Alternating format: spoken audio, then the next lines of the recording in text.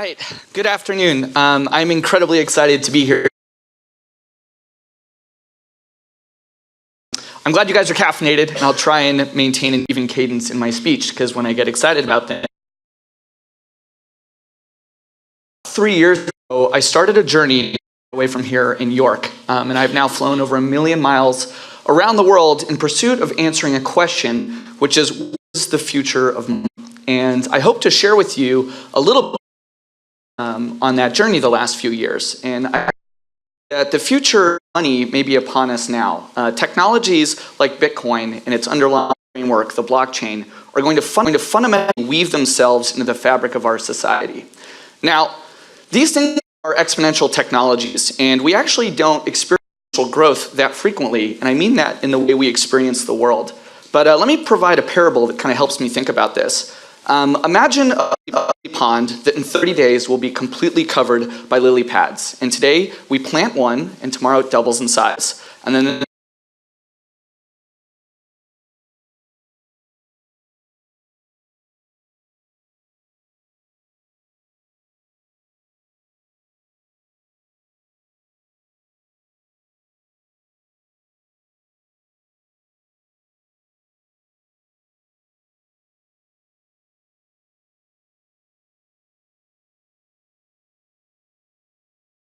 I absolutely love photography, so a lot of the pictures you're going to see in this presentation were taken during my travels over the past couple years. Now, this is kind of a fun one because the iPhone had not been released yet, okay? So let that sink in just a second.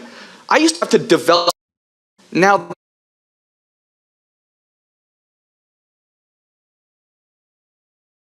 friends all over the world, and instantly I can become a photographer. I used to have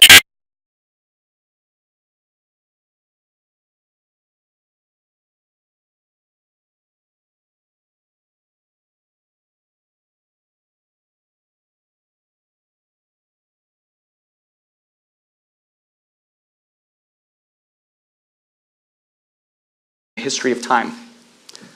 I used to have to keep in touch with my friends and loved ones by writing messages to them. And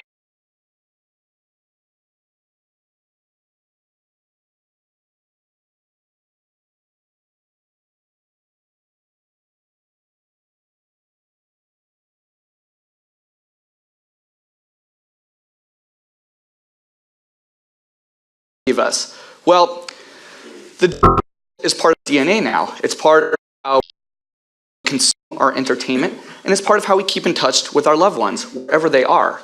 Now, I think it's best not to have your head stuck in the sand on this issue. I think money can be digital too. Now,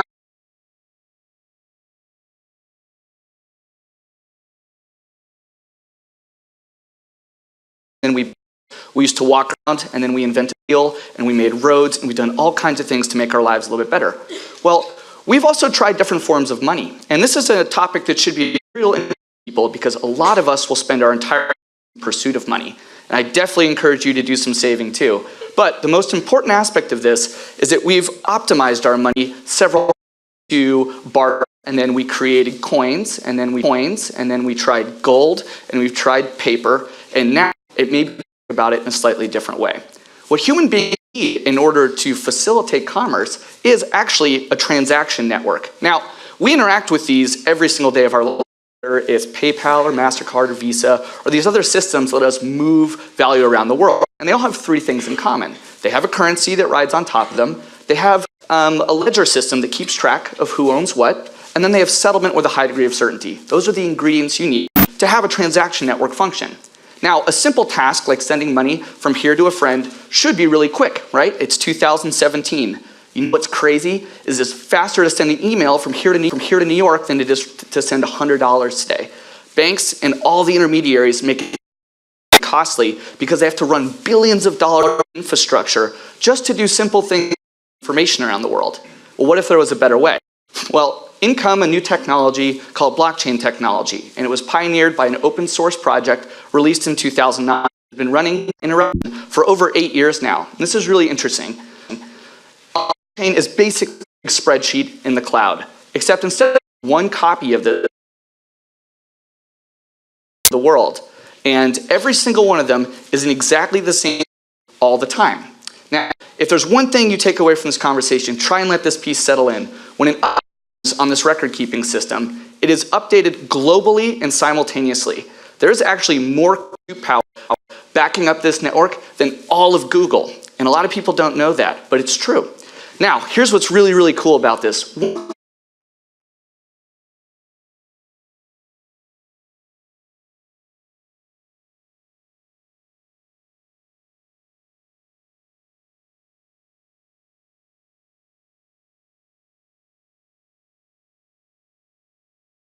Called Bitcoin.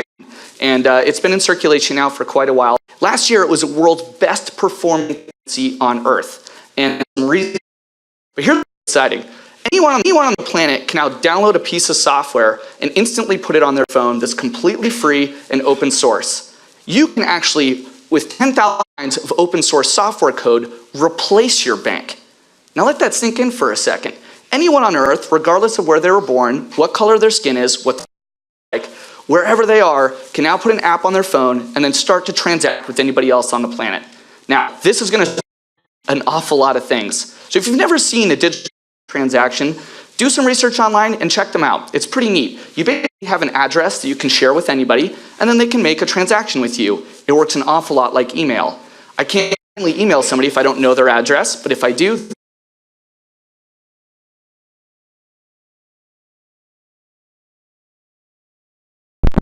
there's no bank, there's no forex market, there's no intermediary, entirely between the individuals that choose to participate on the open network.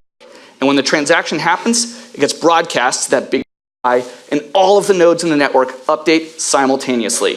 Everyone agrees that a certain amount of value moved from one place to the next.